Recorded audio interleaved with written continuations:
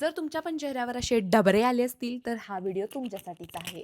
तर salicylic acid नावाचा एक घटक आहे, जो आपल्यावर संजीवनी बुटीसारखं काम करू शकतो. जर तुमच्या केसात ऑइल आहे, पाठीवर ऑइल आहे, अंगावरती ऑइल आहे, तोंडावरती ऑइल आहे, तर सॅलिसिलिक ॲसिड कधीच विसरायचं नाही, सॅलिसिलिक ॲसिड.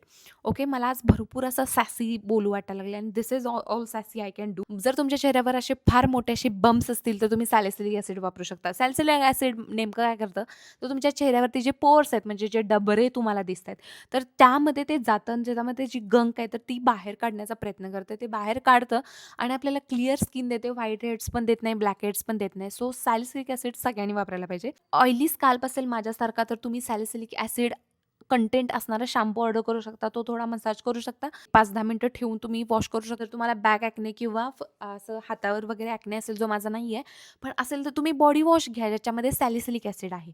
आणि फेसवर सुद्धा ॲक्ने होत असेल खूप सारा, तर तुम्हाला सॅलिसिलिक ॲसिड असणं तुमच्याकडे फार गरजेचं आहे. मला ॲक्चुअली ॲक्ने नाही होत, बट असे बम्स येतात मध्ये-मध्ये. तर माझ्याकडे हे मिनिमॅलिस्टचं सॅलिसिलिक ॲसिड आहे.